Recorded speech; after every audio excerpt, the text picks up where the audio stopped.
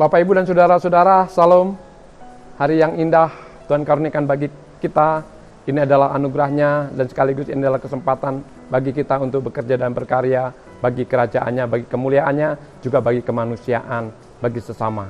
Hari ini firman Tuhan yang akan kita renungkan bersama-sama terambil dari 2 Korintus pasal 4 ayat 16 sampai 18. Demikian firman Tuhan. Jangan tawar hati juga waktu menghadapi maut. Sebab itu kami tidak tawar hati.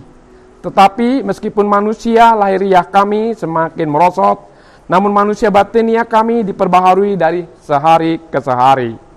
Sebab penderitaan ringan sekarang ini mengerjakan bagi kami kemuliaan kekal yang melebihi segala-galanya, jauh lebih besar daripada penderitaan kami. Sebab kami tidak memperhatikan yang kelihatan, melainkan yang tidak kelihatan. Karena yang kelihatan adalah sementara, sedangkan yang tak kelihatan adalah kekal. Bapak, Ibu, saudara-saudara, hidup ini adalah sebuah pertandingan. Itu sebabnya menangkanlah. Karena apa? Karena di dalamnya ada piala, ada mahkota yang tersedia bagi setiap orang yang menang.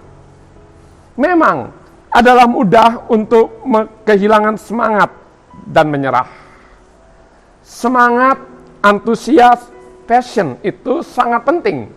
Kita miliki, kita pelihara, dan kita kembangkan. Karena tak kala kita memiliki semangat, tak kala kita memiliki antusias, tak kala kita memiliki passion, maka di dalamnya ada kesenangan, kegembiraan, dan sukacita. Berdoa dengan senang, bernyanyi dengan senang, melayani dengan senang, berkarya dengan senang. Kita semua memang menghadapi masalah dalam hubungan kita atau dalam pekerjaan kita, dalam pelayanan kita, yang kadangkala membenarkan seolah-olah kita mudah menyerah. Hubungan dan relasi kita kadangkala diwarnai dengan masalah, sehingga kadangkala kita menyerah. Demikian juga dalam pekerjaan, dalam usaha, dalam bisnis, bahkan dalam pelayanan juga. Kadang-kadang diperhadapkan dengan masalah yang seolah-olah membenarkan untuk kita menyerah, berpikir untuk menyerah. Itu sebabnya daripada berhenti ketika penganiayaan melelahkannya, Paulus malah berkonsentrasi pada kekuatan batin yang berasal daripada Roh Kudus. Kekuatan batin yang daripada Roh Kudus. Itu sebabnya di dalam Efesus 3 ayat 16 Paulus berdoa, mohon kekayaan kemuliaan Allah itu menguatkan, meneguhkan hidupnya, meneguhkan panggilannya, dan meneguhkan pelayanannya. Itu sebabnya jangan biarkan kelelahan, penderitaan, bahkan kritikan memaksa saudara meninggalkan iman, pengharapan, pelayanan, dan pekerjaan. Itu sebabnya mari kita terus-menerus memperbaharui komitmen kita, panggilan kita yang mula-mula. Ingat, banyak awal, sedikit akhir. Banyak orang dapat mengawali segala sesuatu awalnya dengan baik, tetapi terlalu banyak orang yang gagal mengakhiri dengan baik. Baik itu dalam hubungan relasi kita, banyak antara suami dan istri pasangannya gagal mengakhiri dengan baik. Dalam pekerjaan, dalam usaha, dalam pelayanan, dalam kesaksian juga gagal mengakhiri dengan baik. Itu sebabnya mari kita terus memandang pada Kristus. Jangan meninggalkan upah kekal, saudara. Karena beratnya penderitaan itu, kelemahan kita mungkin kadangkala mendorong kita untuk berhenti. Tapi ingat, bahkan kebangkitan Kristus untuk menguatkan saudara dan saya dari waktu ke waktu. Karena apa? Karena kita harus tetap mengingat ada upah yang kekal. Upah yang kekal ditawarkan kepada setiap orang yang menang dalam perjuangannya menghadapi kesulitan-kesulitan dan kesukaran-kesukaran di dalam kehidupannya. Itu sebabnya jangan sampai mengurangi iman kita atau mengecewakan diri kita sendiri. Kita hendaknya menyadari bahwa ada tujuan dalam penderitaan, dalam kesukaran yang Allah izinkan terjadi di dalam hidup kita.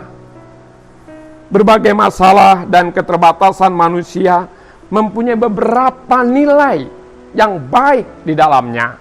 Pertama, hal-hal tersebut mengingatkan kita tentang penderitaan Kristus bagi kita. Hal-hal tersebut mencegah kita agar tidak sombong. Hal-hal tersebut menyebabkan kita melihat melampaui kehidupan yang singkat ini. Hal-hal tersebut memberi kita kesempatan untuk membuktikan iman kita kepada orang-orang lain. Hal-hal tersebut memberikan kita, bahkan memberikan Allah untuk menunjukkan kuasanya di dalam diri kita. Itu sebabnya, mari kita memandang kesulitan itu kadangkala sebuah kesempatan, sarana untuk kita melompat pada panggilan yang lebih tinggi, pada kapasitas yang lebih luas, juga pada anugerah Tuhan yang lebih besar. Bahkan melihat kesulitan-kesulitan dan tantangan-tantangan yang ada itu sebuah kesempatan bagi kita untuk bertumbuh dan berkembang di dalam kasih karunia Tuhan. Itu sebabnya pengharapan utama kita ketika kita mengalami, bahkan apakah itu penyakit yang parah, apakah itu kesulitan, kesukaran, penderitaan, penganiayaan, adalah kenyataan bahwa kehidupan ini bukanlah segalanya.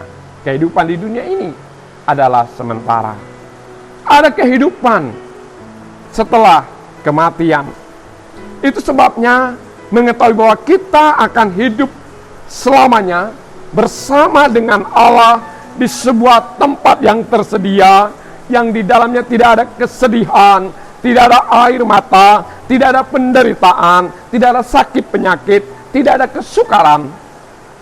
Bisa menolong kita untuk hidup di atas kesukaran, di atas penderitaan yang kita hadapi dalam kehidupan kita saat ini.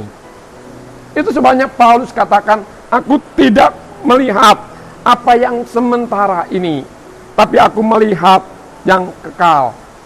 Yang kelihatan sekarang ini adalah sementara, sedangkan yang tidak kelihatan itu adalah kekal. Dan Paulus berorientasi pada yang tak kelihatan, karena yang tak kelihatan itu adalah kekal. Itu artinya, jika saudara dan saya pada saat ini mengalami kesulitan, penderitaan, dan berbagai-bagai kesukaran yang Tuhan izinkan terjadi, itu sifatnya hanya sementara.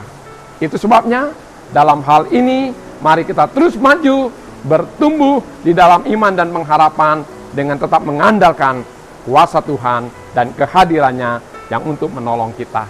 Itu sebabnya, mari kita terus berdoa, memohon anugerah Tuhan, kekuatan, kuasa, dan kekayaannya terus memenuhi kehidupan kita. Sehingga di dalam hal ini, kita akan tetap antusias, semangat, passion di dalam kehidupan kita, meskipun di dalamnya ada kesulitan dan kesukaran. Selamat bekerja, selamat berkarya, dan Tuhan memberkati. Mari kita berdoa. Tuhan, terima kasih untuk firman-Mu hari ini. Ajari kami untuk terus memiliki semangat, kesenangan, kegembiraan di dalam kehidupan kami, juga di dalam panggilan dan pelayanan kami. Ajari kami untuk fokus pada yang tidak kelihatan, karena yang tidak kelihatan adalah kekal, sedangkan yang kelihatan ini adalah sementara. Itu sebabnya Tuhan, ajari kami terus untuk berbagi kasih karunia demi kasih karunia yang Tuhan karuniakan bagi kehidupan kami. Ajari kami untuk tetap dan setia pada Tuhan. Terpuji nama-Mu, di dalam nama Yesus kami berdoa dan bersyukur. Amin. Kasih karunia Tuhan Yesus Kristus dan kasih sayang Allah Bapa serta persekutuan di dalam Roh Kudus menyertai dan memberkati-Mu saat ini sampai selama-lamanya. Amin.